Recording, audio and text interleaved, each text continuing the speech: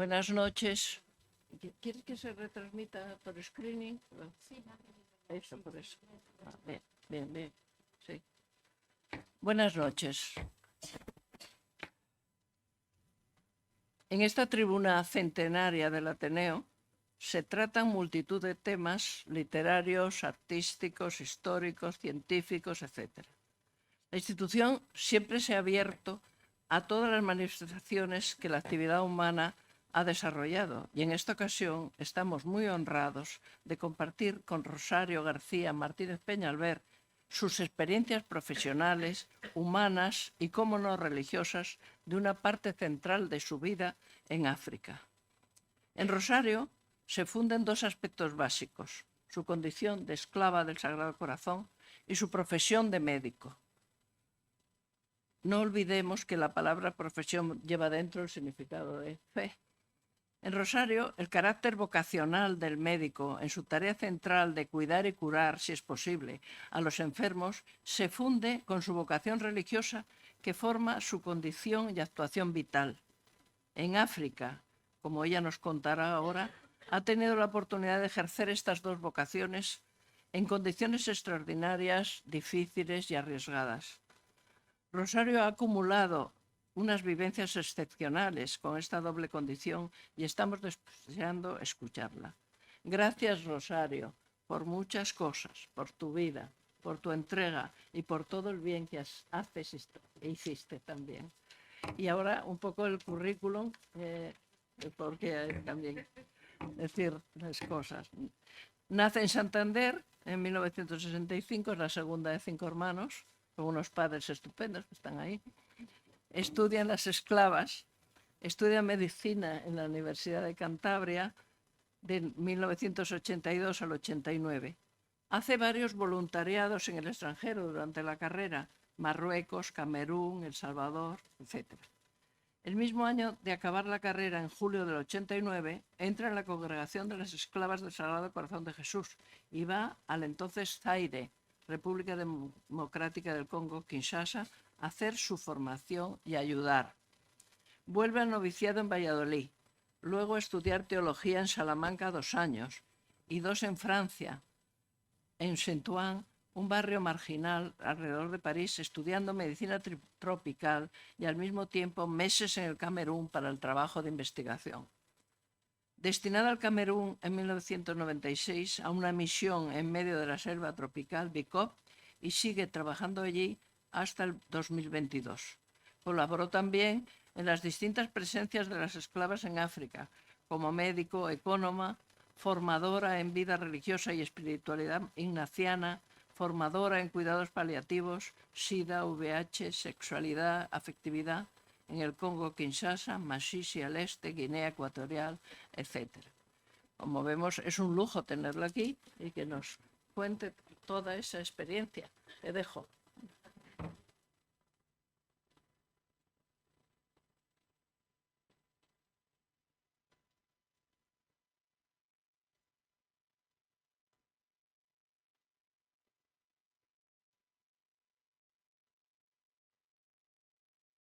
Sí, perdón, ahora. He llamado a esta presentación Médico en BICOP, abrir el corazón, porque me parece que eso es en realidad la forma de conocer un pueblo, una realidad, ahí donde te sitúas, ¿no? Es eso, abrir el corazón. Y a lo largo de la presentación creo que quedará claro más o menos por qué es abrir el corazón. Bueno, he estado en BICOP. BICOP es un pequeño pueblo situado en Camerún. Camerún es un país del África Central que da el Golfo de Guinea y todo el sur del Camerún es tropical, es selva tropical. Y como veis en la foto de abajo, pues es eso, trópico, árboles, árboles, árboles por todas partes. Y BICOP es un pequeñito pueblo muy cerca de Yaoundé, pero rodeado de un bosque maravilloso.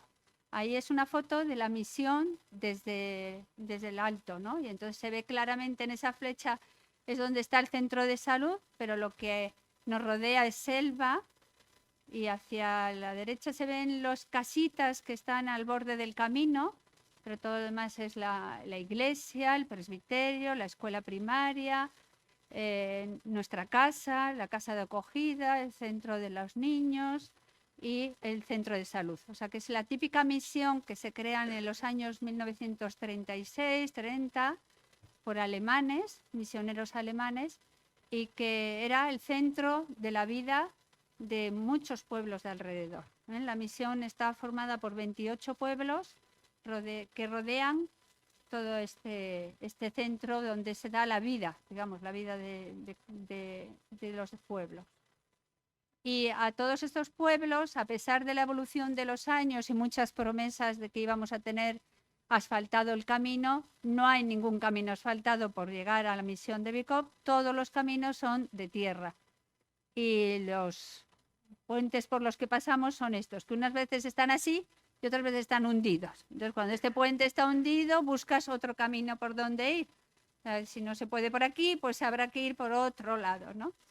Y así, esta es la llegada a la misión, ¿eh? La llegada a la misión es un camino paradisíaco porque es precioso en medio de la selva para oír una buena música y bajarte por ahí, ¿no? Caminando.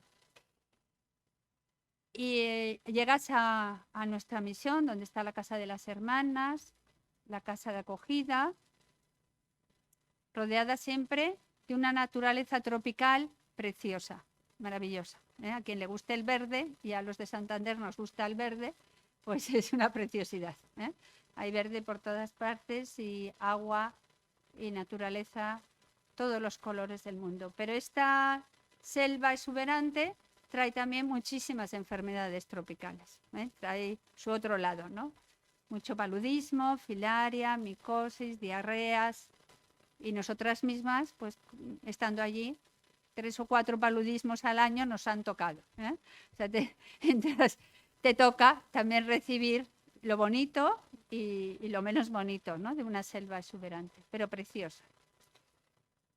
Todos los caminos son muy difíciles en la época de lluvias. Yo mucho tiempo he vivido en la misma misión de Bicop y otras veces me han mandado a Yaoundé, a la capital, o a San Melimá, que estando a 70 kilómetros tardaba 2 horas, 2 horas y cuarto de llegar, si llegaba, porque cuando llueve el camino es puro barro y entonces pues a veces te caes en la cuneta, te quedas embarrado, hay un tronco que ha caído y ya no se puede pasar.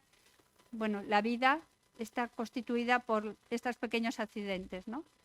Y pasas en medio de las plantaciones, de los árboles, de la selva. A veces el coche va abriendo camino, ¿no? Para llegar a la misión. Y en la época seca, todo este barro se convierte en polvo. Todo polvo. Entonces es todavía más peligroso porque las motos o los coches que pasan no resbalan, pero no los ves. No ves al que viene de enfrente, porque todo es polvo, polvo, polvo. La gente de qué vive? Vive principalmente de lo que ellos llaman je me débrouille en francés, o sea, me las arreglo. Quiere decir que cada uno hace lo que puede para salir adelante. Y la mayoría es mercado, ¿no? Venden los productos de la tierra. Los niños desde pequeños los sábados y los domingos van al mercado a vender plátanos, a vender unos aguacates, lo que cogen en el camino. Y los grandes mercados de las ciudades son la vida, son como se ve en la foto, venden de todo, compras allí mismo comida, que ropa, que unos zapatos, que algo para el baño. La vida es de trueque, ¿no? Y sigue siendo un poco de trueque. Y el transporte ha cambiado en los últimos años. Ha existido siempre el taxi en las ciudades, pero no es un taxi personal, sino que es un taxi que va recogiendo a gente por el camino. Te para, yo quiero ir a tal sitio, le llamas y si va hacia ese lugar te recoge y va dejando a uno y coge a otro y recoge a uno y coge a otro. Y desde hace unos años, más o menos 15 años, llegaron a Camerún las motos chinas, muy baratas, bueno, relativamente baratas para lo que antes era una moto. Entonces mucha gente, su nuevo negocio ha sido ser mototaxista, un mototaxi, que también, como los taxis, no es de una persona, sino que allí vamos los que entramos. Y entran mucha gente en una moto en África. Y entran como ahí, que entran lleva un cesto de de tomates delante. Cesto de tomates, el señor, la otra señora con sus cosas, la otra con lo que va a llevar. Llevan ahí el ataúd, llevan la vaca, llevan a todos los niños, llevan al muerto también, ¿eh? Porque un coche de muertos es muy caro, entonces si alguien se muere en el dispensario, pues muchas veces va el motomán, el muerto y el familiar detrás. Se los ata con una buena cuerdecita y ahí vamos todos, ¿eh? Hasta casa. O sea que el mototaxi sirve para muchas cosas, porque yo me las arreglo también con lo que tengo, ¿eh? Aprendo a arreglármelos con las cosas que tengo. Las casas están hechas de barro, la mayoría, tradicionales, y todavía hay muchas en Bicop, por lo menos en la zona de la selva, muchas casas como eran las casas tradicionales, hechas de barro y de bambú. Y cada casa tiene una cocina separada, y si es una familia polígama, cada mujer su cocina, para no haber peleas, ¿eh? Cada uno su cocina. Porque la cocina es donde se hace toda la vida, ¿no? Aparte de cocinar con leña, tienen esos catres que se ven ahí en la foto, ¿no? Donde está un cesto encima, pero ahí duermen normalmente los mayores y los niños, ¿no? En torno a la cocina, porque ahí hace calor. Y aunque en África nunca hace frío, pero hay una humedad, por lo menos en la zona de la selva, enorme, entonces sí sientes en la noche frío, ¿eh? Entonces el fuego que queda de la cocina, de la leña, calienta, y es un lugar caliente de la casa, ¿eh? Para dormir. Es una población que, como veis, es muy sencilla, que vive de la tierra, ¿eh? De lo que de la tierra le da. Y lo que de la tierra le da, y le da muchos frutos, muchas verduras, pero de lo que les da para, digamos, vivir, tener algo de dinero, principalmente, es también la venta de manioca, de plantán, de cacahuete, pero sobre todo el cacao, que lo vemos ahí, el fruto del cacao, y eso es el trabajo del hombre, ¿eh? El hombre lleva la cacollera, o sea, lleva el cacao, lo limpia, lo recorta, lo corta, saca los granos, lo seca para luego venderlo, ¿eh? Y también el vino de palma, que también es algo de trabajo del hombre, por lo menos recoltarlo, ¿eh? El vino de palma es el vino tradicional de ahí, que tiene pocos grados, pero luego le meten las cortezas del árbol para que suba en graduación, ¿eh? Suele subir en graduación, y es muchas veces el desayuno, es un bidón de vino de palma, ¿eh? Desde muy pequeños, con las consecuencias que eso trae de alcohol desde muy pequeño, ¿no? En África unos se cuidan de otros desde muy pequeñitos. En cuanto nace tu hermano pequeño, tú eres la responsable de él. Lo llevas a la espalda, lo cuidas, lo llevas al campo, es tu responsabilidad. Y cada uno del siguiente, ¿eh? Como esta niña que tenía como 4 años, pues lleva la de 2 y la de 1, y ahí va con el machete porque están en el campo, ¿eh? Con el machete hacen todo. Cortan la verdura, cortan las hierbas, se cortan las uñas, todo con el machete, ¿eh? Yo soy una inútil con el machete, pero normalmente ellos son, incluso los niños, lo que nosotros llamamos los trabajos manuales, ¿no? Día de trabajo manual. No hacen pinturas, no. El día de trabajo manual es que el niño va con el machete y limpia las hierbas alrededor del colegio. Eso es el trabajo manual, ¿eh? Entonces el machete es parte de su vida, desde muy pequeñitos. Y es una población, por supuesto, muy joven, ¿eh? Como aquí se ven gente mayor en general por todas partes, ahí ves niños a gogo, ¿eh? Salen por las esquinas, una población muy, muy joven, con unos embarazos en edades muy jóvenes, 13, 14, 12 años. Hay muchas mujeres embarazadas todavía actualmente, a pesar de lo mucho que les formamos, a pesar de que cada vez hay más escolarización en secundaria, pero así todo, muchas mujeres embarazadas muy jóvenes.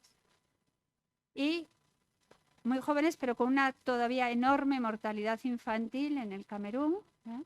Hay mucha mortalidad infantil, rango 18-20 son los países de mayor mortalidad infantil, y con una esperanza de vida que va creciendo, pero que se sitúa sobre los 60, 62 años. Con lo cual, a los 50 eres muy mayor, ¿eh? Yo era ya, a mí me llamaban ya la abuela. Yo pasé muy rápido a ser la abuela. Seguida era la abuela. Entonces tenés gente delante tuya con 40 y tantos, más eres que estoy fatal. Yo, claro, como soy tan mayor, me duelen. Y digo, pero si tú tienes 40 y tantos y yo tengo 57, soy mayor que tú. No, pero es que yo estoy muy mal. Usted es otra cosa, porque por ser monja o blanca eres otra cosa, pero si no eres muy mayor. Es una mortalidad muy alta. La mujer, por supuesto, la gran trabajadora, la que saca adelante la familia, la que va al campo, trae las cosas, transporta. A mí al principio me costaba mucho ver a la mujer cargada con eso, con el cesto hasta arriba y el marido con el machete detrás tranquilamente. Diciendo, bueno, ¿esto qué es? No, pero es así, es la mujer la que carga con las cosas, la que trabaja, la que se levanta primero, la que organiza toda la vida, la que cocina, la que se ocupa de los niños, la gran trabajadora, la que saca adelante África son las mujeres. Y es un pueblo que está en camino, en relación y muy alegre. Todo el mundo te saluda, en cuanto, y además como nos conocen, tú vas por el camino. Maser, adiós, hola, ¿qué tal? En el coche, pasas por el coche, todo el mundo te saluda. Pasas caminando, todo el mundo te saluda y todo el mundo te pregunta a dónde vas. ¿De dónde vienes y a dónde vas? Eso de la privacidad no existe. Tú me dices, ¿a dónde vas? ¿A dónde va? ¿De dónde viene? ¿Qué tal? ¿Y su familia? ¿Cómo está? Siempre te saludan, ¿no? Y son gente muy alegre, muy alegres. Acostumbrados a trabajar desde muy pequeños. Los niños son los encargados en todas las casas, por lo menos de traer el agua y la leña, para cocinar, para lavarse, para lo que haga falta. El niño, antes de ir a la escuela, tiene que ir a buscar leña y a buscar agua a los pozos. Y en nuestros colegios y en nuestros centros también. Y una vez a la semana, los niños en la zona rural llevan leña a su profesor. O sea, que el profesor le trae la leña todas las semanas. Por lo cual, todas las semanas ves a los niños que llevan la leña. Y en nuestro colegio también se les acostumbra a ayudar. Entonces, cargan con el agua, pompean el agua desde que tienen 3 años, porque lo hacen en sus vidas, lo hacen también en la vida normal. Y también hasta muy mayores, como viven del campo y de lo de cada día, tú aunque seas muy mayor tienes que ir a recoltar para comer, ¿no? Tienes que ir a buscar la manioca para poder comer ese día. Entonces, aunque seas muy mayor, tienes que ir al campo a buscar. Por eso, algunas familias, cuando ya los abuelos se quedan en el campo solos, dejan a un niño o a una niña que les haga compañía. La abuela se ocupa de darles de comer, pero el niño es el que les lleva el agua, les trae la leña, porque ya no son capaces de ir al pozo o a la fuente para buscar agua o leña y ocuparse. Ya hacen este equilibrio, ¿no? Entonces siempre hay en las abuelas algún niño o niña pequeña que vive con ellos en el campo. Hay un gran problema ecológico en Camerún y hasta hace muy poco la palabra ecología le sonaba chino. No tenía ni idea de lo que era esto. Ni siquiera en gente con una cierta cultura universitaria. La ecología era algo extraño para ellos y además muy extraño, porque cuando tienes que comer, que es lo fundamental para ti, lo de la ecología es completamente secundario, ¿no? Pero hay un gran problema ecológico y sí que se ha trabajado mucho. Nosotros hemos trabajado mucho en ese tema y el gobierno poco a poco se ha puesto en ello, porque hay un 30% de la población sin acceso a agua, desde luego. Vivas en la ciudad o vivas en el campo, en la ciudad lo mismo. Yo en la ciudad estuve 14 meses sin una gota de agua de llegar a casa, con lo cual todo era pompear, traer, y se usa mucho agua en un día a día. Cuando la tienes que traer en cubos te das cuenta la cantidad de agua que usas. Y un 60% sin buen saneamiento. Entonces todavía la selva come toda esta basura que se va tirando, ¿no? Pero ¿hasta cuándo? Pues hay que hacer muchísimo trabajo en este sentido, ¿no? La sanidad y la educación no son gratuitas. No son gratuitas en todo el país. Se paga todo. Lo del Estado, lo público, lo privado, todo el mundo paga. nosotros intentamos que sea accesible a todo el mundo. O sea, tener los precios los más bajos posibles y también tener proyectos que cubren a las personas con más necesidad, ¿no? Pero en Camerún todo el mundo tiene que tener algo de dinero o luchar por su salud y por su educación. Nosotros las esclavas llevamos allí desde el año 66, o sea, ya 57 años ahora. Entonces, eso da pues mucha confianza, ¿eh? Pasamos una detrás de otra, pero da igual, son las monjas, ¿no? Da igual que que la otra, son las monjas, y entonces hay una confianza ya establecida nosotras.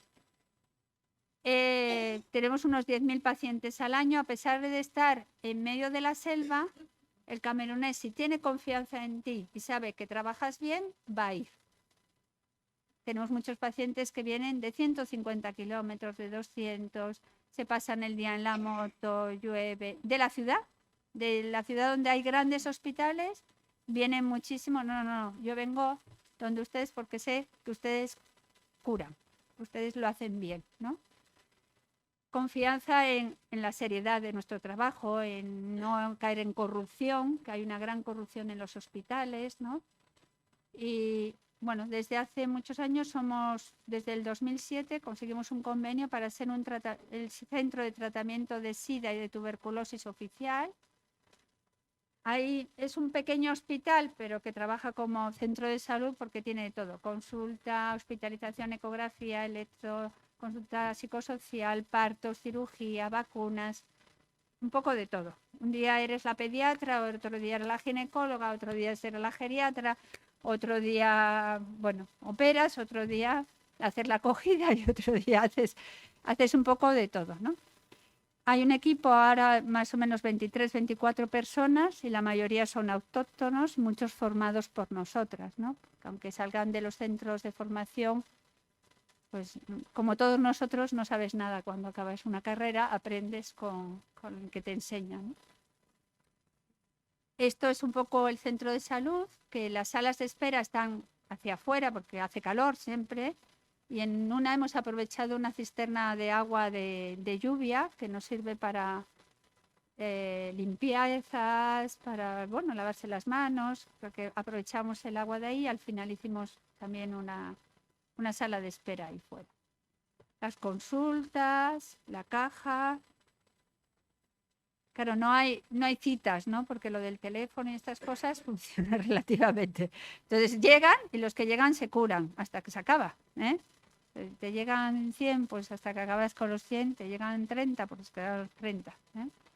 La hospitalización de los niños de pediatría, muchos de la hospitalización de los niños es paludismo o enfermedades como la drepanocitosis.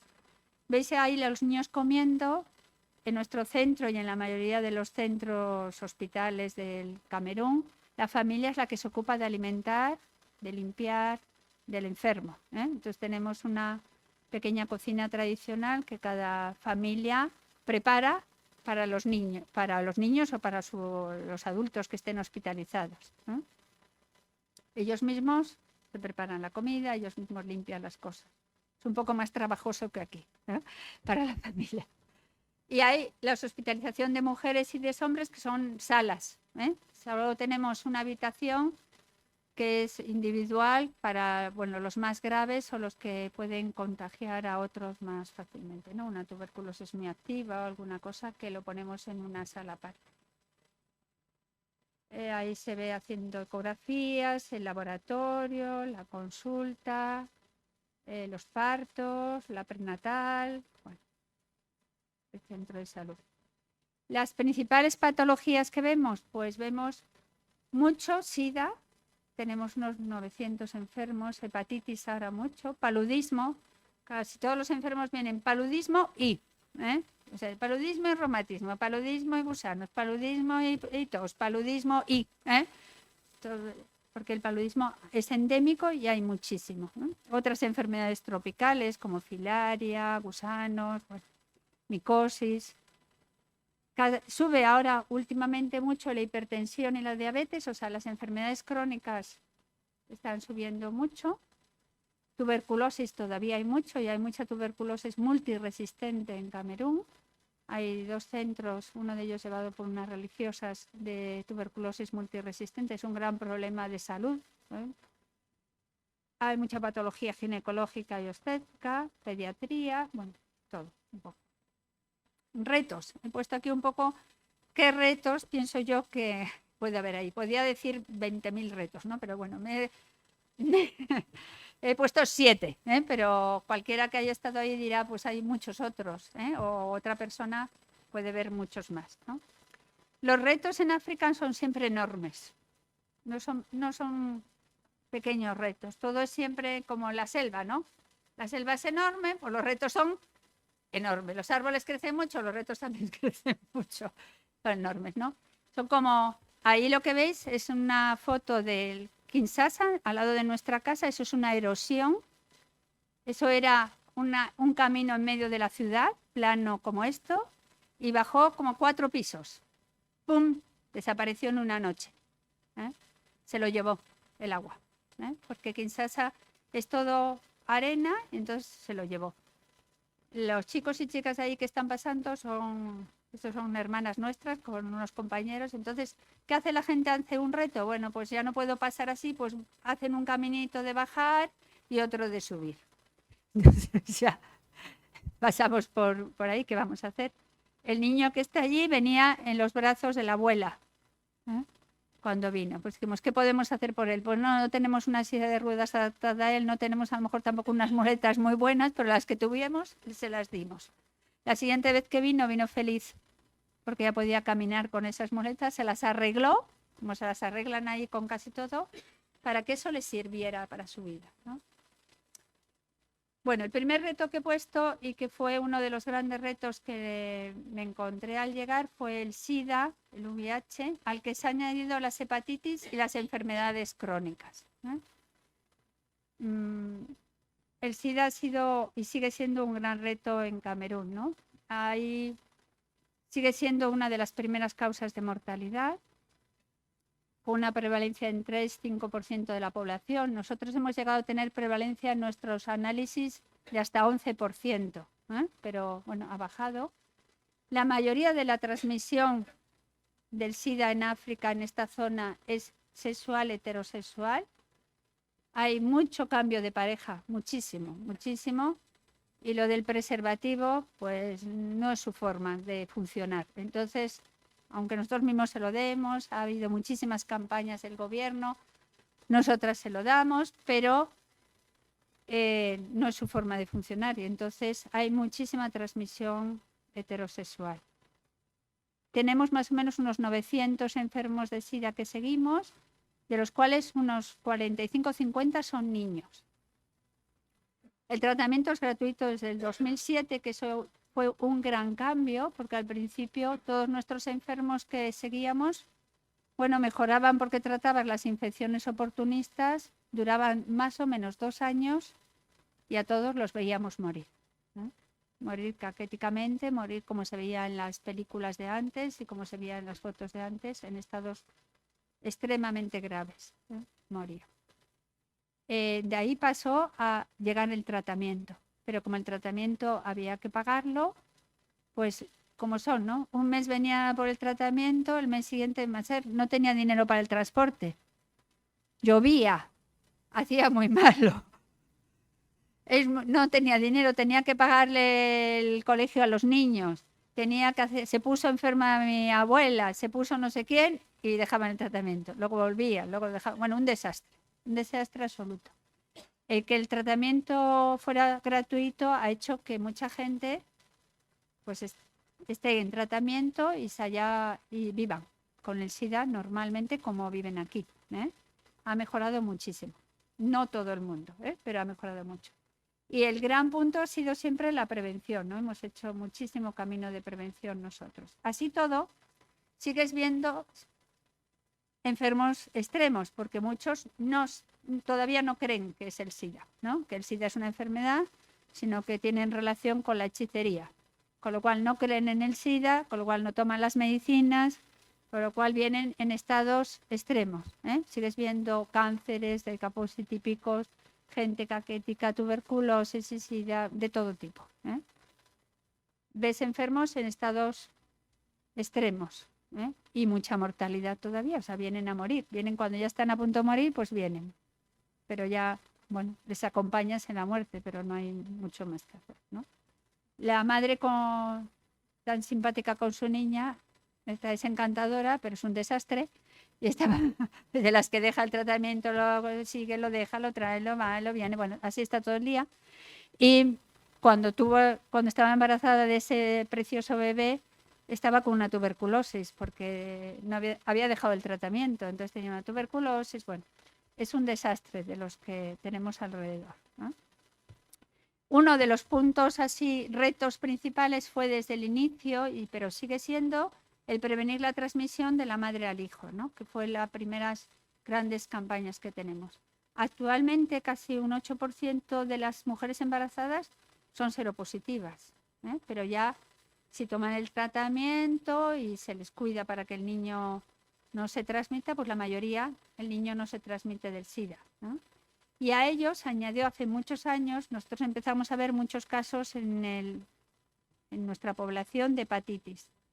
Trabajamos mucho con un centro de búsqueda internacional, Centro de Research Internacional Chantal Villar, o sea, de investigación a nivel del África Central. Trabajamos mucho con ellos. Hacemos la parte de investigación rural, las hacen con nuestros datos en BICOP, ¿eh?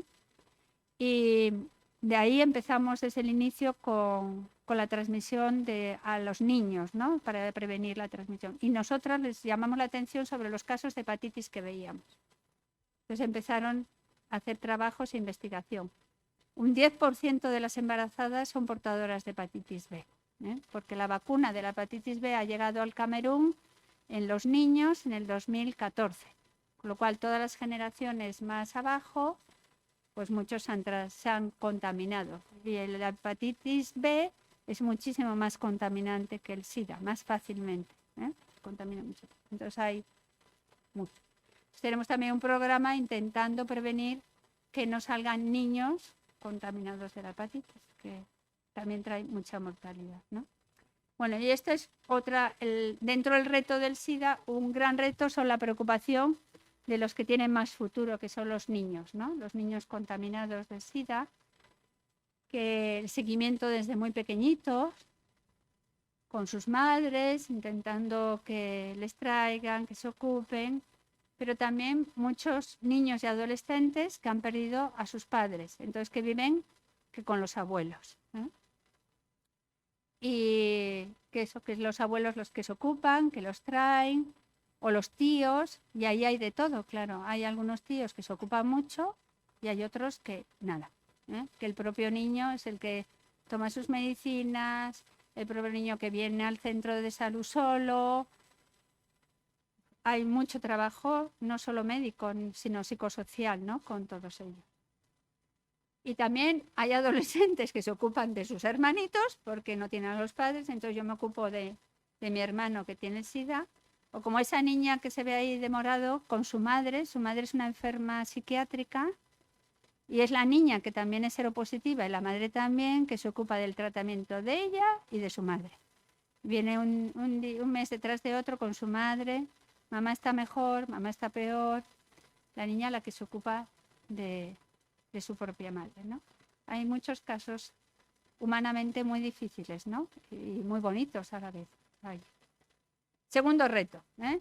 El reto, por supuesto, de mejorar la salud de todos, ¿no? Y el abandono de lo rural, ¿eh? Hay centros de salud públicos y hay hospitales en las ciudades cercanas a nivel rural, pero los médicos y las enfermeras no les gusta estar en lo rural, entonces no hay nadie, ¿eh? Entonces, la parte rural está abandonada. Y bueno, pues esto desde pequeños, la salud a todos, la importancia del programa de vacunas, de la vigilancia de la nutrición, sobre todo en enfermos crónicos, los niños de SIDA, la malnutrición es muy frecuente en ellos, ¿no? Seguirlos, ayudarles. La consulta prenatal es un lugar muy importante de prevenir y de dar salud a todos. La consulta de pediatría también. Las tres que tenemos ahí son abuela, madre e hija. Yo he hecho el parto a la madre y a la niña. La abuela tiene 28 años, la madre 14 y el bebé. Me enfadé con la abuela cuando tuvo con sus 14 a la niña. Y me enfadé con la niña y la abuela cuando no vinieron con el otro. Y ellos felices. ¡Mase, que estamos aquí! Yo digo, sí, os voy a dar.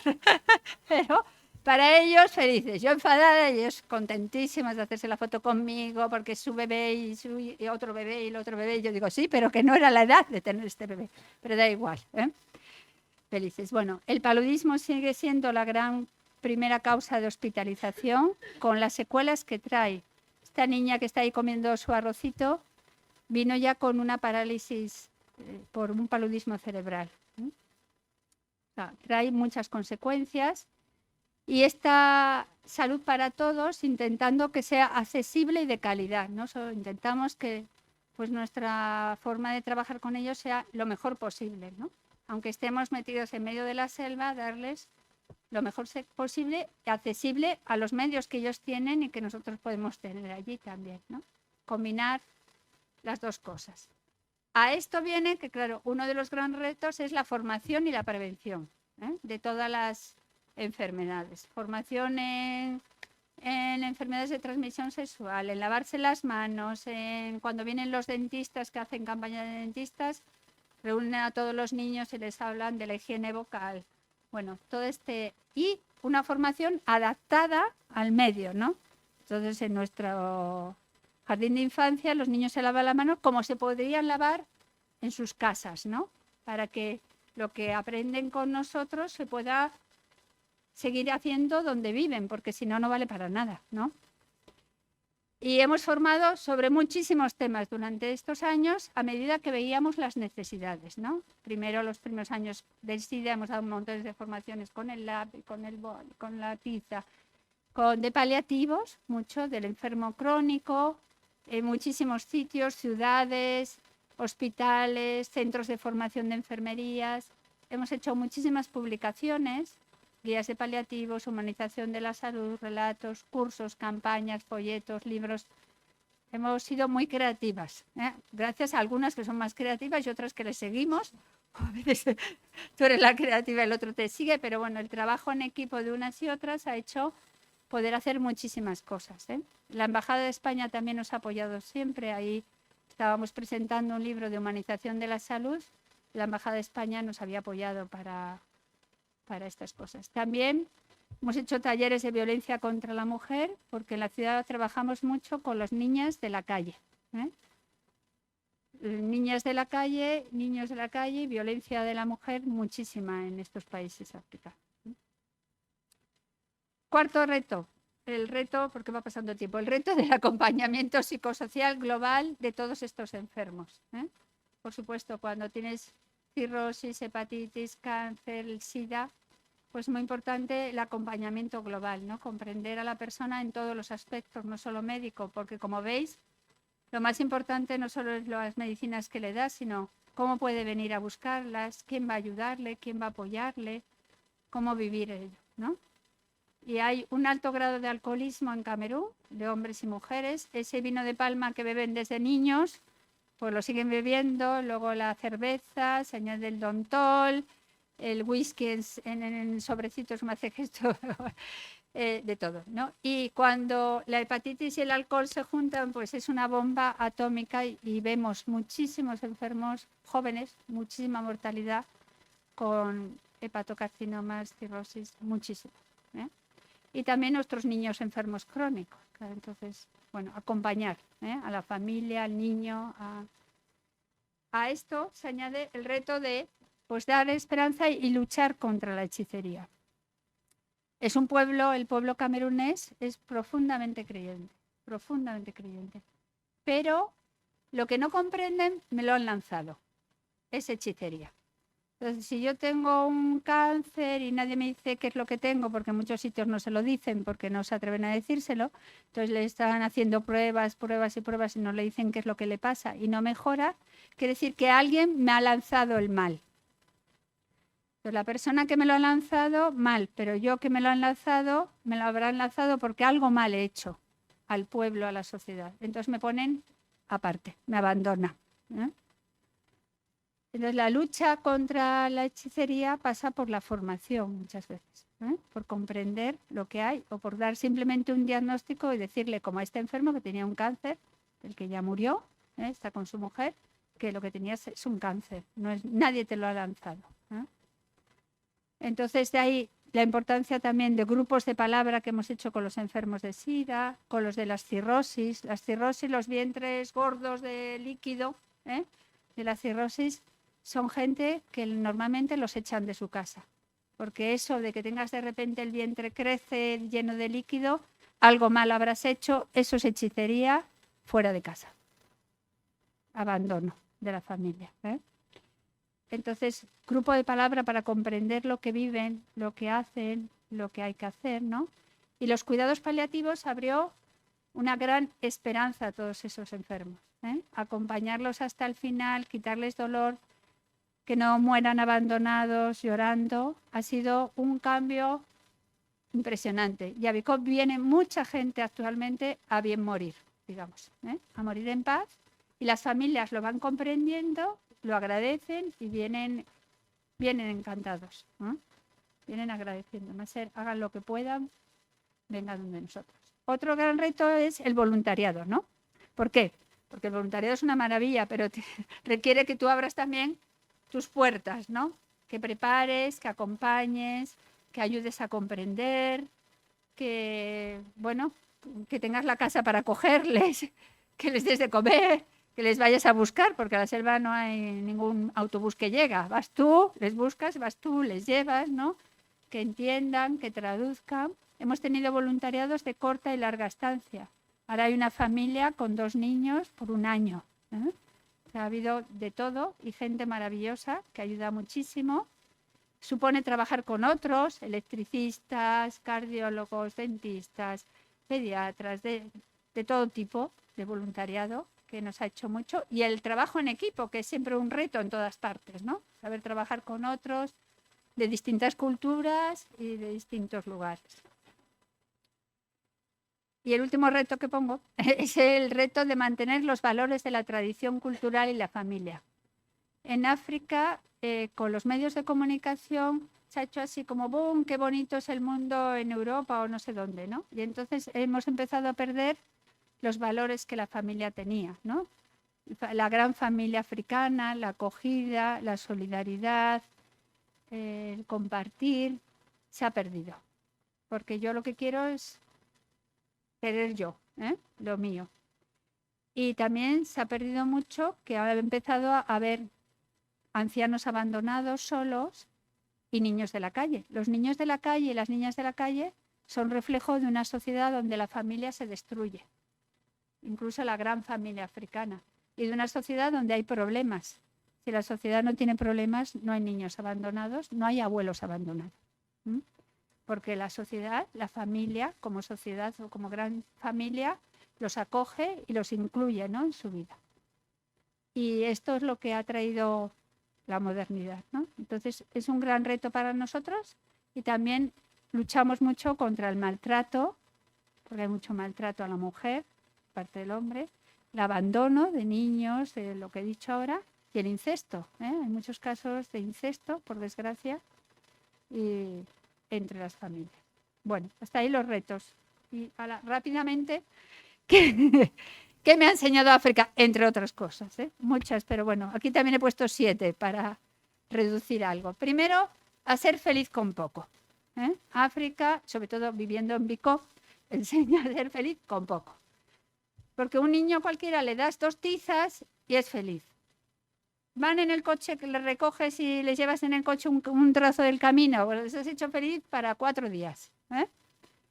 Bueno, pues pintar un rato con unas pinturitas y unas hojas de recicladas, gozar de lo sencillo. Vas a ver a los enfermos por la tarde y saludas a los niños que están con su mamá hospitalizados.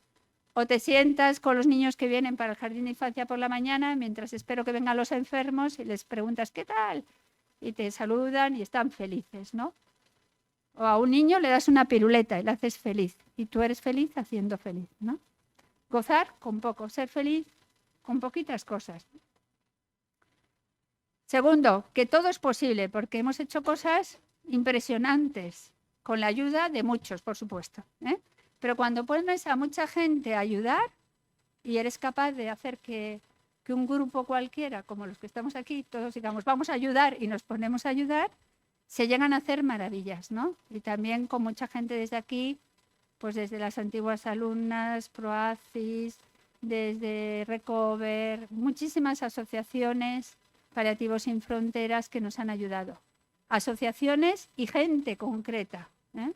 Que van a la venta de no sé qué, que han venido de voluntarios, que hacen para recaudar dinero, que nos mandan medicinas, farmacéuticas que nos dan cosas, el otro que muchísima gente, que consigues hacer muchísimas cosas que nunca pensabas que podías llegar a hacer, ¿no? Hemos construido edificios, hemos puesto placas solares, hemos comprado aparatos para el laboratorio, bueno, montones de cosas con la ayuda de muchos, ¿no? Entre muchos. Tercera cosa que enseña África o que te confirma, ¿no? Es que somos familia, somos relación, ¿no? Porque África es un mundo en relación, ¿no? No existen individuos. La sociedad africana, por lo menos la sociedad Beti, no existe la persona, existe el grupo, la etnia. Y eso lo aprendes. Yo te pregunto, ¿qué tal? ¿Y tu familia? Porque allí todo el mundo te pregunta, ¿qué tal? ¿Y tu familia? Nadie te pregunta solo, ¿qué tal estás tú? Siempre te preguntan, ¿y tu familia? ¿No? Yo también ahora pregunto, ¿qué tal? ¿Y tu familia? A veces me río de mí misma diciendo, ya estoy, digo, yo no te puedo preguntarlo ahora. Bueno, ¿y tu familia? ¿No? La importancia de las personas, de estar con la persona, de la acogida, del tiempo, ¿no? En África no hay tiempo, porque es muy importante la relación, el otro, ¿no? Y por eso con los enfermos también aprendes para comprender qué es lo que viven, sobre todo un enfermo crónico, tienes que darle tiempo y tienes que comprender, y tu familia, ¿no? ¿Quién se ocupa de ti? ¿Quién no? ¿Cómo lo vives? ¿Cómo lo entiendes? Si no, se va a escapar, se te escapa el enfermo, su enfermedad, y no vuelve.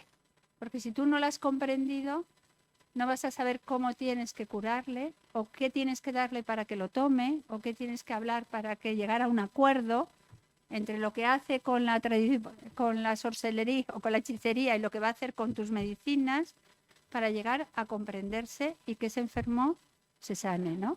Tienes que estar con él, comprenderle. Comprender que es alguien en relación, alguien con una familia, que sin su familia él no existe. Entonces, ¿quién es su familia? ¿Cómo se ocupan? ¿Qué hacen? Y bueno, y aprendes así de que toda persona puedes aprender algo, ¿no? He aprendido muchísimo de los enfermos, de cualquiera de ellos, de las abuelitas del pueblo, de todo el mundo puedes aprender algo, ¿eh? Esta es una de mis enfermas trepanocitarias, de las que tiene esta enfermedad crónica, que ahora tiene 15 años, desde pequeñita está enferma, ¿no? Bueno, también en África se confirma, aunque aquí lo negamos, pero allí se confirma que lo trascendente, lo sagrado, lo espiritual, lo religioso, como lo queramos llamar, es parte de nuestra vida, ¿no? Y en África se vive así. No hay una celebración donde no se rece, no hay una persona que no se comprenda desde una relación a un Dios, el que sea, para cada uno, pero y con un gran respeto hacia lo religioso, ¿no? Por las mañanas, una vez a la semana, hacemos adoración antes de empezar el trabajo. Y todos los pacientes que están ahí, que vienen, ahí vienen a rezar. Ya sean musulmanes, ya sean animistas, ya sean católicos, da igual. Las hermanas rezan a alguien en relación a lo sagrado. Ellos creen en lo sagrado, lo respetan y piensan que lo sagrado nos hace mejores personas y están allí con nosotros, ¿no? Y ya sea en el centro de salud, ya sea en un centro escolar, ya sea en una formación. Vas a una formación con el ministro, el representante de la OMS, y estamos las monjas y dicen, y a lo mejor luego después, porque ahí todo se celebra con comida, ¿eh? Hay la formación y luego la comida. Bueno, llega la comida y dicen, las hermanas están aquí, hermanas, bendigan la mesa. Y te hacen bendecir la mesa delante de todas esas grandes autoridades, ¿eh? porque lo sagrado es parte de la vida, lo espiritual es parte de la vida, ¿no? Y eso hace que seamos una unidad, un todo, ¿no? No entienden la persona y las personas como un todo, ¿no? Somos un todo. No hay algo aparte, ¿no? Y nuestra comprensión de la enfermedad y de la vida es un todo. Bueno, lo quinto es saber adaptarse y relativizar. En 1995 yo llego al Camerún, no había ni luz, ni agua, un microscopio solar, bueno, pues trabajas con lo que tienes, ¿no? Con lo que hay. Te adaptas a lo que hay, ¿eh? Y aprendes a adaptarte que un día no hay luz. Pues hoy no hay luz en el centro de salud porque se ha ido la luz, porque el motor no funciona o porque se ha caído cualquier cosa y no hay, ¿eh? No hay luz. Pues con eso funcionas, ¿no? Como aquí te adaptas a lo que hay, ¿eh? Como ese niño que se adapta a lo que puede para tocar el tambor, te adaptas, ¿eh? Aprendes a adaptarte y te adaptas también, pues la tormenta tira el árbol y nos tira la instalación solar. Bueno, pues ahora hay que hacer con esto, pues ¿qué hacemos? Pues llegan los enfermos y todo el mundo dice, bueno, pues antes de trabajar hay que quitar eso. Pues todo el mundo coge el machete y primero limpiamos y luego ya trabajaremos. Pero todo el mundo, ¿eh? Porque te adaptas a lo que tienes, ¿no? O como esa cuna improvisada con un cartón, ¿no? Aprendes a adaptarte, ¿no? Y a ensanchar el corazón y la mirada dándote, ¿no? Porque cuando te adaptas a las cosas, pues tu capacidad también de aprender y de ensanchar el corazón se adapta, ¿no? A lo que aprendes de la vida, ¿no? Y de las cosas.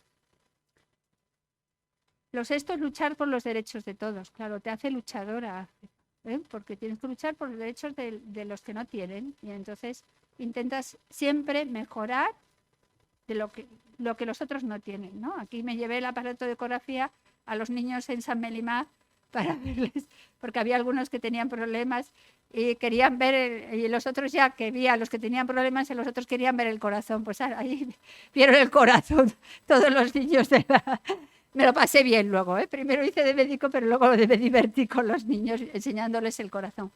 Pero no solo luchas por sus deberes, sino también por sus derechos, sino también por sus deberes, sin infantilizar.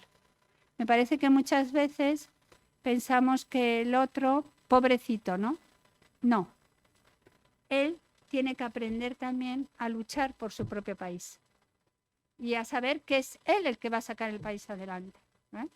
Y eso es muy importante también. Por eso los niños estos, en la semana que hacemos de ecología, están plantando árboles alrededor del jardín, limpiando la ciudad, van a limpiar la ciudad de las basuras, porque es su pueblo, ¿eh? Y son capaces de hacerlo y tienen que aprender a hacerlo. No solo es luchar por lo que no tienen, sino convertirles también en actores de sus deberes, ¿no? De sus obligaciones, porque no son tontos ni no son menos capaces que nosotros, son capaces también, ¿no? Y lo último es acoger tu pequeñez y tus fracasos. Los muertos, ahí veis 2 tumbas, los entierran en esta zona, en la propia casa, en el jardín de la casa, se entierran los muertos, ¿no? Cuando es un niño en el borde cubierto donde acaba digamos en el alero, ¿eh? Debajo del alero de la casa para que esté más arropado, pero el resto hacen tumbas en el jardín de las casas. Porque, bueno, pues en África te conviertes en esa que va por el camino haciendo adiós, adiós a todo el mundo, ¿no? La médico, me han llamado muchas veces la médico de la piel negra, las manos que salvan, usted me salva, es la mejor, ¿no? Y a veces te lo crees un poco, ¿no? Pero cuando vuelves ahí, aprendes y acoges tu pequeñez y tus fracasos, ¿no? Se han muerto mucha gente, ¿no? Que tenían que morirse y otros, bueno, porque a lo mejor mi sabiduría no llegaba a todo y también por mis propias debilidades o fracasos, ¿no?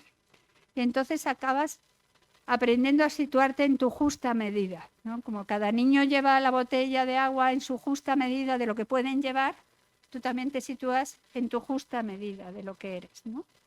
Y así aprendes a ser agradecida, ¿eh? Por lo que recibes, porque siempre recibes, ¿no? No eres tú la gran protagonista, sino la que recibes de los demás, unos plátanos que te regalan, el niño que te enseñan su bebé, más ser su niño, te lo traen para que lo veas y aprendes a ser agradecido. Con esto he acabado. Muchas gracias. Thanks. Gang o Akiba.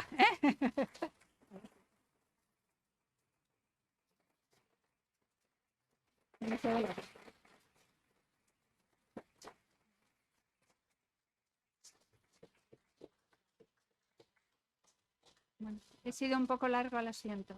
Me he pasado de la hora.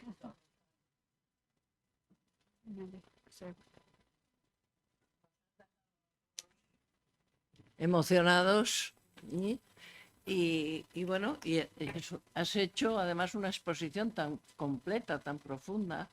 Muy bien, muy bien, muy bien la forma y desde luego el fondo impresionante, impresionante. Yo creo que todos vamos a ser un poco más buenos después de esto.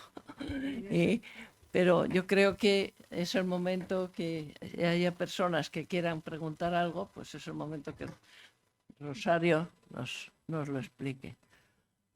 Buenas tardes. ¿Piensa volver? Pues si pudiera, sí, pero por el momento yo misma pedí venir a España por aquí mis padres, ocuparme un poco de ellos también y estar más cerca. Pero sí que pienso volver en algún momento. ¿Le ha hecho feliz África? Sí. Sí. Evidentemente sí. Cubrió sus expectativas. Sí. Bueno, pues enhorabuena. Yo creo que sobre todo África tienes que ir sin grandes expectativas, ¿no? Yo no iba con expectativas, yo iba con un sueño, ¿no? De ayudar en África. Y yo creo que cuando vas más bien sin expectativas es cuando las cubres todas. Cuando vas buscando algo concreto, pues a veces no, porque no todo es rosas, también hay sufrimiento. Rosario, ¿y cuál es la fuente de financiación de vuestro trabajo? Mucho la congregación. Habéis visto ahí entre los organismos, hay un organismo que la congregación tiene que se llama Proacis, que es una ONG que se creó para ayudar en las misiones o en los lugares de más pobreza. Y de ahí tenemos muchos proyectos que nos ayudan. Las antiguas alumnas hacen muchísimo por nosotros y luego intentamos hacer también proyectos a distintos organismos, ¿no?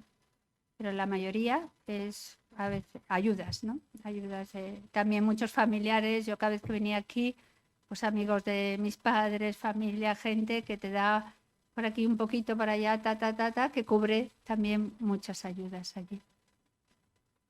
Organismos, la mayoría. Por eso he dicho que con muchos se hace todo, pero con la ayuda de muchos, porque si no, sola es imposible, ¿no? El idioma. Camerún tiene 160 y tantas lenguas locales, ¿no? Pero luego hay como 2 lenguas oficiales, que es inglés y francés. Nosotros estábamos en la zona francófona, pero luego hay una zona anglófona del Camerún y ahora cada vez más están intentando que el país sea realmente bilingüe porque hay una guerra en el oeste, exactamente porque la zona anglófona se reclama como maltratada por la zona francófona y han empezado una guerra tribal bastante fuerte que lleva ya 5 años. Pero luego hay las lenguas locales. En Gang es el Ewondo, que es la lengua local. Akiba es el Bulu, donde tenemos otra comunidad, hablan Bulu. Entonces en cada sitio donde vas tienes una lengua distinta. Yo de Ewondo solo aprendí lo que practicaba, que era el lenguaje médico, porque en la comunidad hablábamos francés, con las niñas o los niños justo hay que aprenderles francés, entonces tienes que hablarles francés, solo con los enfermos, los más mayores, las abuelitas que no hablaban francés, pues aprendes Ewondo para hacerte comprender y para que se rían un poco de ti, de lo mal que lo hablas, porque es lo que más conseguía, pero bueno. Acabábamos entendiéndonos. Sí. ¿Alguna? Sí, allí, Ángel.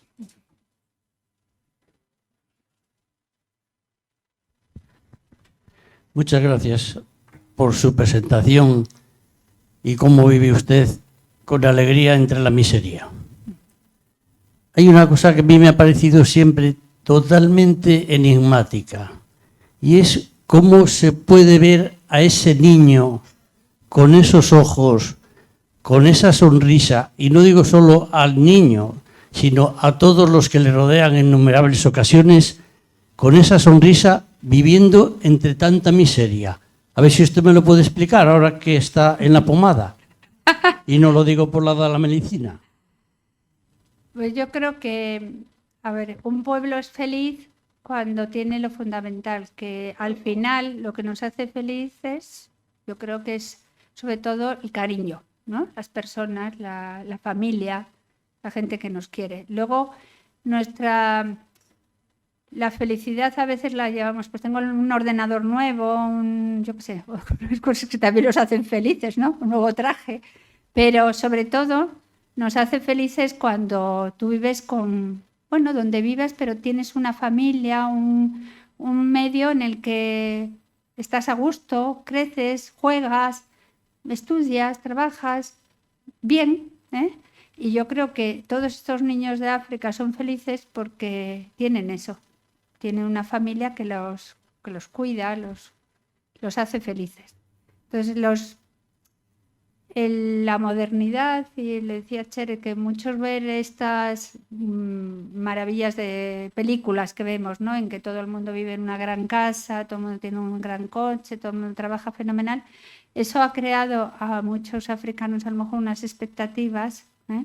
De querer algo que no lo tengo aquí y que pienso que va a ser lo que me haga feliz, y de alguna forma pues sí hay cosas que, pues tener un grifo que lo abres y tienes el agua, pues cuando yo estuve 14 meses sin que el grifo ese saliera una gota, el día que salió la gota por el grifo, claro que bailamos y cantamos en casa, porque nos podíamos duchar y no echarnos el agua así, y además aprovechar ese agua para el otro, porque no había modo de buscar agua, ¿no? Pero no fui más feliz que cuando no la tenía, ¿no? O sea, aprendes que no sé, que hay cosas que realmente lo que nos hace feliz de verdad, si nos lo planteamos personalmente, sí, tener una buena casa, poder ir a la playa también, pero hay otras cosas que una felicidad más profunda y más permanente van en otro camino, ¿no? Y estos niños lo tienen ahí porque tienen familias que les quieren y lo tienen. Las cosas que tienes o no tienes te adaptas. Como has vivido siempre sin luz, pues no la necesitas tanto, hasta que vives con luz y entonces ya la echas de falta, ¿eh? Pero si no, pues has vivido así, pues has vivido así. Yo viví años allí sin un teléfono y sin ningún medio de comunicación, no le echaba tanto de menos. Ahora, una vez que lo has tenido y que lo tienes todo el día que no funciona, vas y protestas. Y digo, ya estás mal, Rosy, que ya estás mal acostumbrada a que el día que no funciona el teléfono, una tragedia, ¿no? Pero cuando no lo has tenido nunca, vives feliz con lo que tienes, mientras el medio sea estable, ¿no? Y haya como un equilibrio y una paz ahí. Es distinto los lugares en los que hay guerra, ¿eh? Que no ves esa felicidad, ¿eh? Bueno, si no hay ninguna pregunta más, agradecer a Rosario, esperar que haga un libro, porque tienes muchísimas cosas que contar y que quede escrito en un libro, volver, porque has contado, pero y como profesora, vieja profesora, pues has hecho el discurso y el texto de maravilla, muy estructurado, fantástico, fantástico. Te esperamos el libro, y nos has dado una lección de vida a todos, que yo creo que ha sido lo más importante. Muchas gracias a vosotros. Muchas gracias.